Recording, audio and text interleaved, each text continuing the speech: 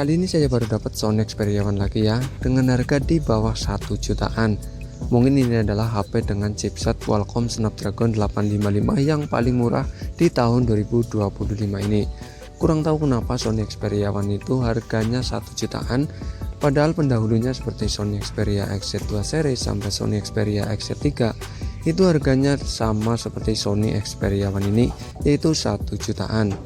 Untuk kondisi fisiknya pun ini tergolong cukup bagus ya. Ini paling ada beberapa lecet di bagian bezel-bezelnya, tapi menurut aku sih kondisi fisiknya tergolong cukup bagus dengan usia HP yang cukup tua, yaitu sekitar 5 tahunan. Soal desain juga menurut aku tergolong tidak ketinggalan zaman ya, meski tidak seperti HP zaman sekarang ya, yang menggunakan notch water drop, tompel maupun pansol. Sony Xperia One ini masih menggunakan bezel yang tebal di bagian atas dan di bagian bawah.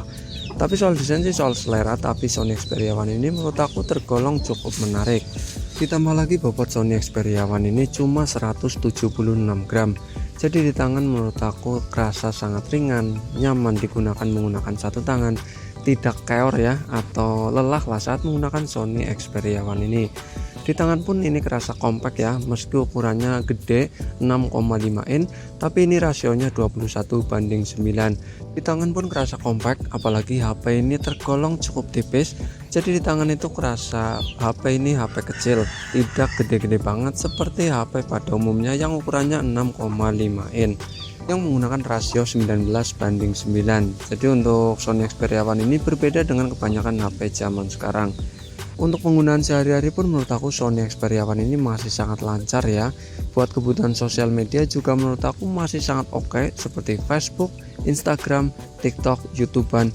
Sony Xperia One ini menurut aku masih sangat oke.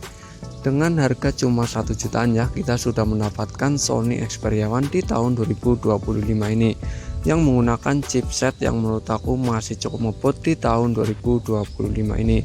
Ya, Sony Xperia One ini menggunakan chipset dari Qualcomm, yaitu Qualcomm Snapdragon 855.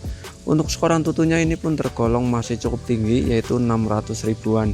Jadi kalau cuma buat kebutuhan sosial media, game-game ringan, Sony Xperia One ini menurut aku ya masih sangat bisa diandalkan lah ya, dengan segala kekurangan dan kelebihannya tentunya. Untuk game-game ringan seperti game Mobile Legends dan game PUBG Mobile, Sony Xperia One generasi pertama ini juga menurut aku masih cukup bisa diandalkan. Untuk grafiknya pun ini tergolong sudah sangat bagus ya. Ini ultra, standar, tinggi, terus HD juga, dan bisa super juga.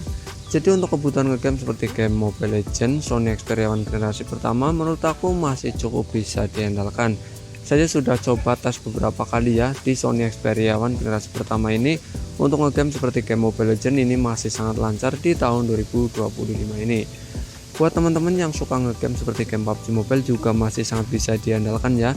Ini grafiknya bisa smooth extreme, balance extreme, HD extreme, HDR juga bisa extreme, ultra HDR juga bisa HDR.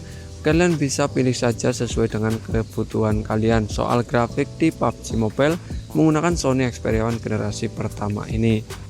Jadi kalau cuma buat kebutuhan sosial media, Sony Xperia One generasi pertama jelas masih sangat worth it di tahun 2025 ini. Jangankan sosial media ya, untuk ngegame pun Sony Xperia One generasi pertama ini juga masih sangat lancar. Jadi buat teman-teman yang kepengen beli Sony Xperia One cuma buat kebutuhan sosial media, HP ini masih sangat bisa diandalkan di tahun 2025 ini. Untuk versi Androidnya mungkin sudah ketinggalan cukup jauh ya. Ini masih menggunakan Android 11. Ya biasa Sony lah ya, tidak dapat update. Mungkin cuma dapat update satu kali saja di Sony Xperia One generasi pertama ini. Jadi soal updatean di Sony jangan berharap banyak lah ya, karena Sony biasanya kurang update soal Androidnya. Tapi tenang ya, untuk menginstal dan menjalankan aplikasi zaman sekarang pun ini masih sangat lancar. Soal fitur-fitur di Sony Xperia One generasi pertama juga sudah cukup lengkap ya, seperti adanya NFC. Buat teman-teman yang biasa menggunakan NFC, Sony Xperia One generasi pertama sudah ada NFC-nya dan ada Dolby Atmos-nya.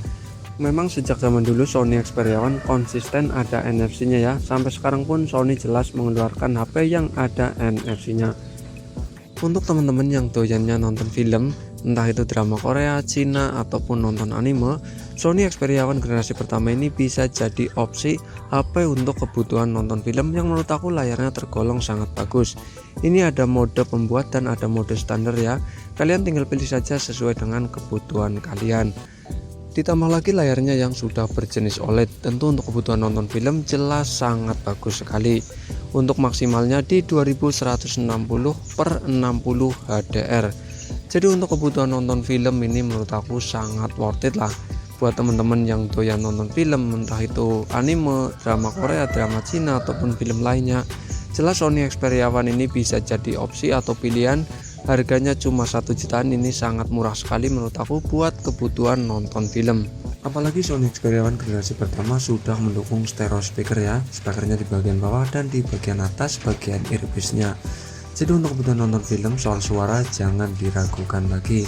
Buat teman-teman yang biasa di luar ruangan, Sony Xperia One layarnya juga masih bisa diandalkan ya.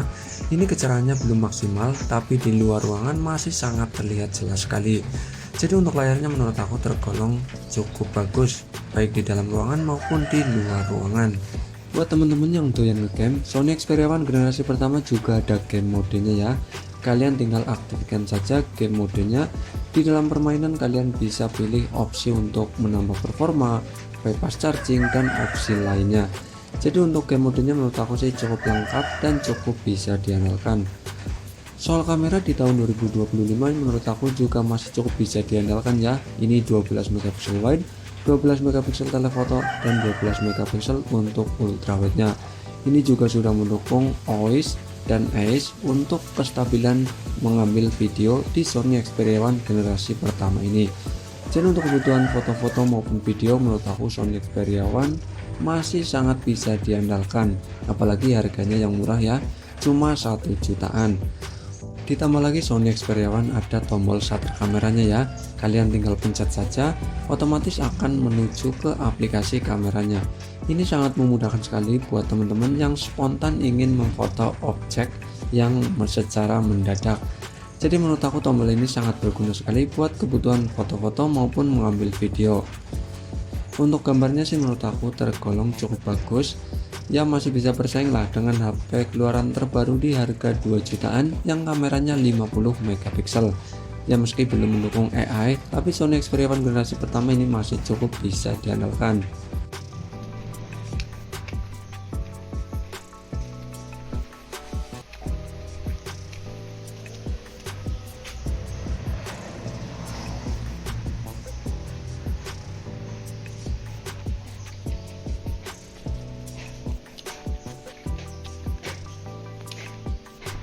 Tapi buat teman-teman yang ingin membeli Sony Xperia One generasi pertama ini, tentu HP ini ada kekurangannya ya, di balik harga yang cukup murah yaitu cuma 1 jutaan. Jadi mungkin ini bisa menjadi pertimbangan kalian sebelum membeli Sony Xperia One generasi pertama ini. Pertama yaitu soal jaringannya ya, karena biasanya yang beredar itu belum terdaftar di Bea Cukai resmi. Biasanya itu jaringannya WiFi only, karena ini biasanya versi Jepang itu cuma single SIM yang Docomo, seri AU maupun seri SoftBank-nya. Biasanya sih soal sinyal cuma WiFi only ya, tapi kalau dapat all operator ya untung-untungan lah, itu sangat bersyukur sekali. Yang kedua yaitu internalnya yang menurut aku sangat kecil di tahun 2025 ini, yaitu cuma 64 GB. Jadi untuk penyimpanan menurut aku sangat kurang sekali di tahun 2025 ini. Yang ketiga yaitu baterainya yang sangat kecil, cuma 3330 mAh. Di tahun 2025 ini jelas sangat kurang ya, apalagi HP ini sudah berumur, tentu performa baterai sudah tidak maksimal lagi, sudah waktunya ganti baterai. Saya juga sudah cek di bintang pagar ya, ini baterainya juga sudah sangat drop sekali, yaitu cuma 2100 mAh. Jadi untuk kebutuhan sehari-hari menurut aku sih ini sangat kurang, tidak bisa bertahan seharian. Paling kalau cuma buat ngecamp ya bertahan 1,5 sampai 2 jam lah, menurut aku sih ini sangat kurang. Tapi kalau kebutuhan sosial media menurut aku sih ini masih cukup bisa diandalkan ya. Ini masih bisa bertahan kurang lebih 4 sampai 4,5 jam. Ini sih menurut aku masih cukup. Dan yang keempat yaitu soal fingerprint ya. Biasanya di Sony Xperia One generasi pertama ini fingerprintnya itu hilang di pengaturan. Jadi fingerprintnya itu error tidak bisa digunakan. Ini sih menurut aku cukup bermasalah ketika kita membutuhkan fingerprint, tapi di Sony Xperia One generasi pertama ini fingerprintnya tidak bisa digunakan. Jadi kita cuma bisa mengandalkan pin saja ya, tidak ada fingerprint dan tidak ada flash unlock. Mungkin itu yang membuat Sony Xperia One generasi pertama ini harganya anjlok dan setara Sony Xperia XZ3 maupun Sony Xperia XZ2 Premium. Jadi buat teman-teman yang kepengen membeli Sony Xperia One generasi pertama di tahun 2025 ini, silahkan dipertimbangkan lagi ya. Paling minusnya yaitu di bagian fingerprint, internalnya yang kecil, baterainya yang mungkin sudah tidak performanya bagus lagi, terus soal sinyalnya yang mungkin WiFi only. Mungkin itu saja yang perlu dipertimbangkan untuk membeli Sony Xperia One generasi pertama ini. Mungkin cukup itu saja ya bos ya. Oke, terima kasih, mantul.